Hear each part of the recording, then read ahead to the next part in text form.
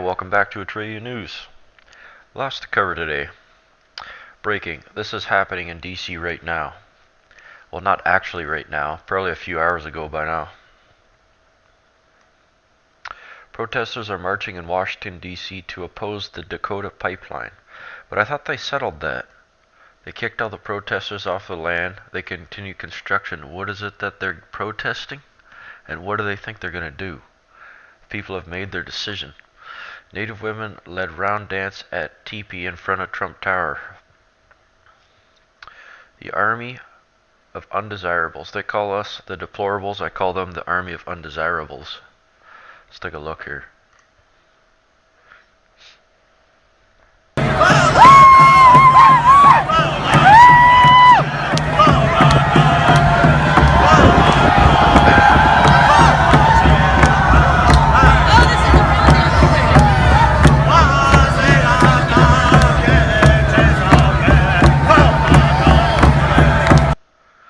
It's got a nice beat to it anyway.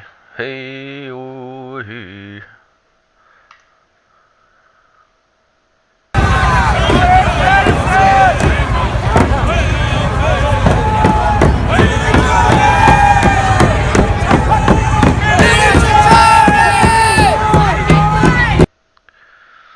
Well, I suppose the purpose of their protest, it kind of has like a noble hint in it, but realistically, it's really a protest against Donald Trump, not so much for the pipeline. And the reason why I know that is because the same people that were protesting for the pipeline destroyed the very earth that they're protesting on. Remember, we had to have like 150 full-size dump trucks with personnel to go and clean up the mess that they had destroyed. So yeah. Real Greenpeace, right? Get out of here. Breaking. The House just sent shockwaves through the nation. Look what bill was just passed moments ago. According to reports, the House of Representatives has passed a bill that will essentially end class action lawsuits.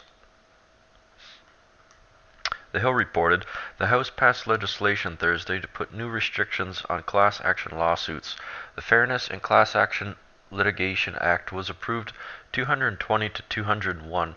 It requires proof that each proposed member of a class action suit has the same extent of injuries before a federal court can certify it.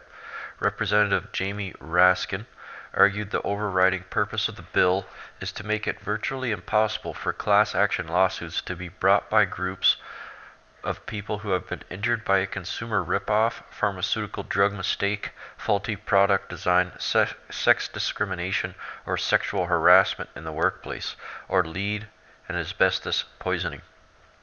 I like how they put asbestos in there. This doesn't formally abolish the class action mechanism, he said. It's not the guillotine, but it's a straitjacket. Representative Blake Farenthold claimed the legislation is needed to curb over broad class action lawsuits that hurt companies and force consumers into lawsuits they don't want to be in. See what happens with that. As you can see here, though, the Democrats are powerless to stop the Republicans. No matter what they do, we have the votes, we have the power. All they can do is march in the street, march in the cold, and march in the rain. Let them. What's it going to change? Not a damn thing. A congressman just praised a dead rapper on the House floor. It's viral, folks. Now, I never thought I'd see this, but I guess 2017 is the year of psychosis and miracles. I remember Trump getting in like, wow, what a shock to the entire world. Well, I guess us Trump supporters, we kind of knew it would happen, but it's true that 2016, 2017 is the year where the impossible becomes the very possible. A congressman gave a tribute to the infamous rapper Christopher Wallace, aka the Notorious Big, on the 20th anniversary of his death. It's been that long already. Let's take a listen.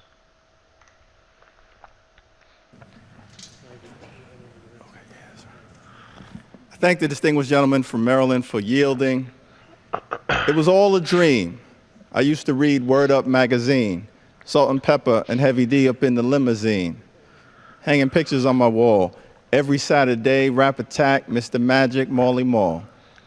Those were the words of the late, great, notorious B.I.G.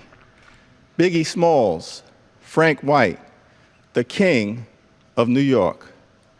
He died 20 years ago today in a tragedy that occurred in Los Angeles. But his words live on forever. I've got the privilege of representing the district where Biggie Smalls was raised. We know he went from negative to positive and emerged as one of the world's most important hip-hop stars. His rags to riches life story is the classic embodiment of the American dream. Biggie Smalls is gone, but he will never be forgotten. Rest in peace, Notorious B.I.G. Where Brooklyn at? Are you kidding me?